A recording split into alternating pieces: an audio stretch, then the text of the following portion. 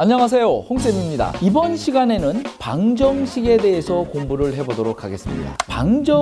방정식이라는 건 도대체 뭘까요? 어떤 친구들은 X처럼 문자가 들어가 있는 식을 방정식이라고 말하는 친구들도 있어요. 그리고 X나 Y 같은 문자가 들어간 식은 다 방정식이다 라고 표현하는 친구들도 있습니다. 자, 그렇다면 2X 플러스 3과 같은 식을 방정식이라고 할 수 있을까요? 결론적으로 말하면 2X 플러스 3과 같은 식은 방정식이 아닙니다. 왜 그렇죠? X라는 미지수가 들어있는데 왜 방정식이 아니라고 하는 거죠? 그 이유는 방정식이란 미지수가 들어있는 등식, 즉 미지수와 등호가 들어있어야만 방정식이라고 할 수 있는 겁니다. 따라서 2x 플러스 3과 같은 식은 방정식이 아니고 2x 플러스 3은 7처럼 미지수와 등호가 존재해야만 방정식이라고 할 수 있는 겁니다. 그렇다면 방정식이라는 단어를 처음 만든 나라는 어디일까요? 네, 바로 2500년 전 중국이었습니다. 자, 2500년 전에 중국에서는 방정식의 문제를 풀기 위해서 정사각형 모양의 방을 만들어서 산가지, 즉 나뭇가지를 이용해서 이 방정식 문제를 풀었다는 의미에서 방정식이라는 단어를 만든 거예요. 그 당시에 방정식의 이름은 어땠을까요? 괜찮은 이름이었어요. 그러나 현대에 와서 방정식을 나뭇가지를 이용해서 문제를 푸나요? 그렇지 않은 거죠. 그래서 지금 입장에서 보면 방정식이라는 이름은 좋은 이름이 아니라는 겁니다. 자, 그렇다면 우리는 방정식을 뭐라고 해석하는 게 좋을까요? 네, 선생님은 미등식이라고 하는 게 좋다고 생각하는 사람이에요. 자, 미등식이 뭐죠? 선생님은 미지수와 등호가 있는 식을 미등식이라고 선생님은 이야기합니다. 이 방식은 선생님만의 방식이에요. 그래서 누가 방정식이 무엇이냐라고 물어보면 네, 미등식입니다 라고 대답하면 아주 좋다는 거죠. 그럼 다른 사람들은 그 말이 무슨 뜻인지 잘 이해하지 못할 거예요. 그럴 때 우리는 미등식이란 미지수와 등호가 있는 식입니다 라고 설명을 해주면 된다는 거죠. 자, 그렇다면 이러한 방정식이 2500년 전에 중국에서 처음 만들어졌을까요? 네, 처음에는 모든 사람들이 이 방정식은 2500년 전에 중국에서 처음 만들어졌다고 생각을 했습니다. 그런데 그 생각이 바뀌는 사건이 벌어져요. 자, 어떤 사건이냐면 영국의 고고학자 린드라는 사람이 있었어요. 자, 이 린드라는 영국의 고고학자가 중국보다 1500년 전, 즉 지금부터 약 4000년 전에 미지수를 먼저 사용한 나라가 있다는 걸 밝혀냅니다. 자, 그 나라가 바로 이집트입니다. 자, 4000년 전에 고대 이집트는 문명이 엄청나게 발전된 나라였다 그랬죠. 그래서 유럽의 많은 고고학자들이 이집트로 출장을 많이 다녔습니다. 영국의 고고학자인 린드도 그 당시에 이집트에 있었습니다. 즉 이집트에서 옛날 물건을 찾아다녔던 거죠. 그러던 어느 날 린드는 이집트의 골동품 상점 구석에서 아주 범상치 않은 물건을 하나 발견합니다. 그런데 이 물건이 보관 상태가 아주 엉망이었습니다. 그래서 린드는 아주 싼 가격으로 이 물건을 삽니다. 이 물건이 바로 인류 최초의 종이었던 파피루스였습니다. 근데 이 종이 파피루스에 이런 내용이 들어있었던 거예요. 자, 그 내용을 들여다보면 아하와 사의 합이 7일 때 아하의 값을 구하시오라는 이상한 수학 문제가 하나 나와 있는 거예요. 자, 이걸 식으로 나타내면 아하 플러스 4는 7이 됩니다. 따라서 아하는 뭐가 되죠? 맞아요, 3이 된다는 거죠. 미지수 아하를 사용한 식을 린드가 발견한 거죠. 그리고 이 파피루스 오른쪽 아래에는 아메스라고 쓰여 있는데 바로 이집트의 수학자 아메스가 이 파피루스에 이 수학 문제를 썼던 장본인이었던 겁니다. 자, 고고학자 린드로 인해서 4000년 전 이집트에서 미지수를 사용한 방정식이 있다는 것이 최초로 발견이 된 것이죠. 이집트에서 사용한 최초의 미지수 문자는 바로 아하였습니다. 린드는 이집트 수학자 아메스가 쓴 이 파피루스를 본인이 갖지 않고 어떻게 했어요? 영국의 국영박물관에 기증을 했고요. 우리가 지금 영국에 가면 국영박물관에 이 파피루스가 있는 것을 우리는 볼 수 있습니다. 자, 린드의 발견으로 인해서 방정식의 시작은 2500년 전의 중국이 아닌 4000년 전 고대 이집트라는 것이 밝혀진 거죠. 그런데 사실 중국의 방정식은 이집트의 방정식과 같은 1차 방정식이 아니라 학과 거북이가 등장하는 연립방정식입니다. 자, 이 연립방정식은 나중에 다시 자세히 설명해 드리도록 하겠습니다. 그런데 우리가 현재 사용하고 있는 미지수의 기호는 뭐죠? 네, 맞아요. 주로 x를 사용을 합니다. 그렇다면 미지수의 기호는 어떤 변화를 겪었을까요? 네, 맞아요. 최초의 미지수는 고대 이집트의 아하였습니다. 그런데 이 이집트의 미지수 아하가 너무 길고 우스꽝스럽다고 여긴 그리스의 수학자가 한 사람이 있었어요. 그 그리스의 수학자가 바로 방정식의 아버지라고 불리우는 디오판토스였습니다. 디오판토스는 약 3세기경에 이 아하라는 미지수를 그리스 문자 제타로 바꿉니다.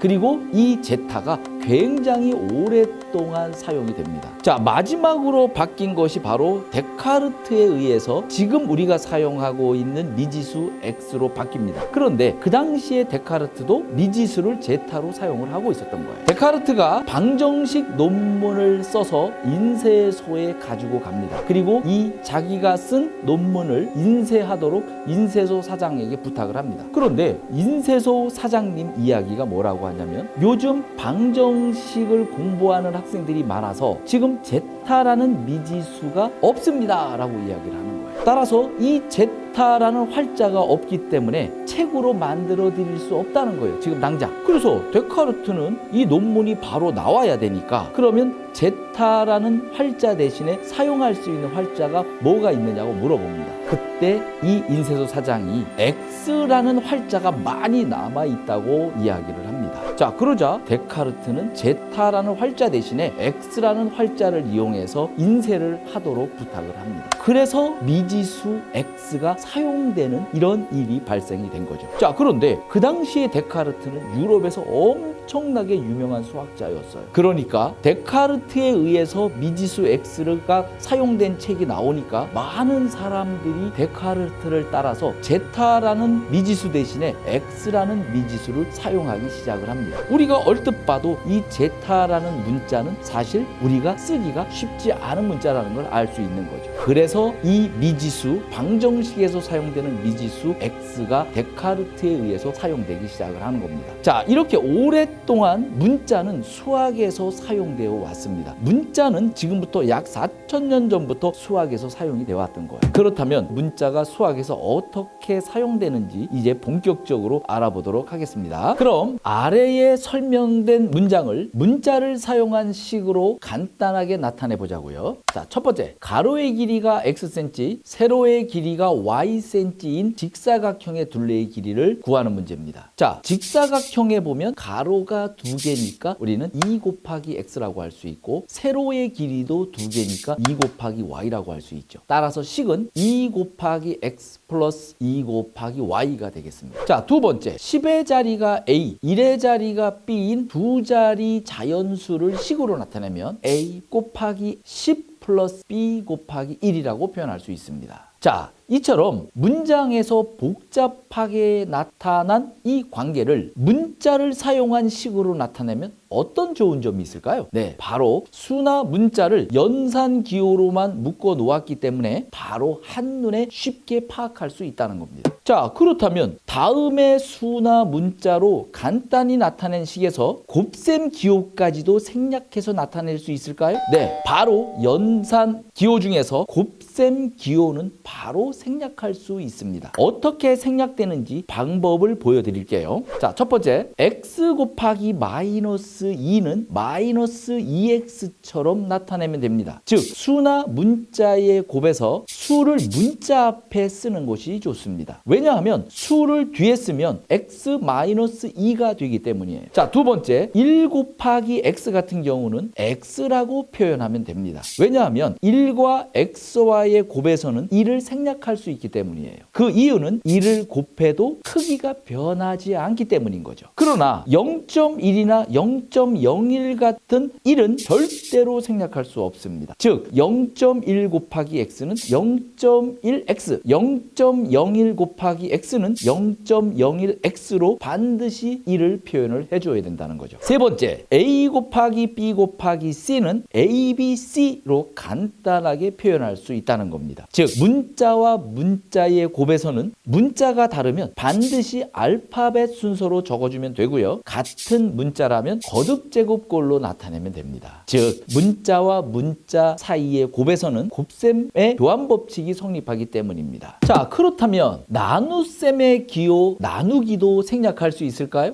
네, 곱셈과 마찬가지로 나눗셈의 기호도 생략할 수 있습니다. 어떤 식으로 생략할 수 있는지 두 가지 예를 보여드리도록 하겠습니다. 자, 첫 번째, A 나누기 B처럼 나누는 수 B가 분수가 아닐 경우에, 이렇게 나누는 수 B가 분수가 아닐 경우에는 B가 기준량이 되어 분수의 분모로 내려가서 B분의 A로 바로 나타내면 됩니다. 자, 그런데 두 번째, X 나누기 2분의 3처럼 나누는 수 2분의 3이 분수인 경우에는, 자, 분수의 나눗셈은 분모를 통분하는 과정에서 나타나는 현상이 있다 그랬죠. 바로 나누는 수 2분의 3을 역수로 고친 다음에 곱부로 나타내는 방법입니다. 즉 x 나누기 2분의 3은 x 곱하기 3분의 2가 되므로 3분의 2x로 표현할 수 있다는 겁니다. 자, 그럼 이처럼 수나 문자 사이의 곱셈과 나눗셈을 생략해서 간단히 나타내도록 약속하는 이유는 뭘까요? 그리고 이렇게 나타낸 식을 우리는 무엇이라고 할 수 있을까요? 수나 문자 사이의 곱셈과 나눗셈을 간단히 하면 수나 문자 사이의 관계가 어때요? 우리 눈에 한눈에 들어오기 때문이죠. 자, 우리 눈에 한눈에 들어오면 그 관계가 아주 쉽게 파악될 수 있다는 거예요. 즉 복잡하고 긴 식도 아주 간단하게 나타낼 수 있는 장점이 있다는 거죠. 그리고 이렇게 수나 문자의 곱셈과 나눗셈에서 곱셈 기호와 나눗셈 기호를 생략해서 간단히 나타낸 것을 우리는 뭐라고 한다고요? 네, 바로 항이라고 한다는 거죠. 항은 굉장히 중요한 개념입니다. 그런데 선생님들이, 학교 선생님들이나 학원 선생님들이 이 항에 대한 단어의 개념을 그렇게 중요하게 생각하지 않는다는 거죠. 하지만 선생님은 이 항이 굉장히 중요한 개념이라고 강조하고 또 강조한다는 거죠. 다음 시간에 선생님이 이렇게 중요하다고 이야기하는 항에 대해서 조금 더 자세히 설명을 해드리도록 하겠습니다. 자, 그렇다면 앞에서 배운 내용을 통해서 문자를 사용한 식으로 나타내는 몇 가지 문제를 풀어보도록 하겠습니다. 자, 첫 번째, 시속 Xkm로 3시간 동안 이동한 거리를 나타내는 문제입니다. 자, 어떻게 되죠? 3 곱하기 X죠. 따라서 연산 기호를 생략하면 3X라고 표현하면 되겠습니다. 두 번째, 학생 4명의 미술관 입장료가 A1일 때 한 명의 입장료, 모든 입장료가 A1이니까 A 나누기 4가 돼야 되겠죠. 따라서 답은 4분의 A가 되겠습니다. 세 번째, 윗변이 A cm,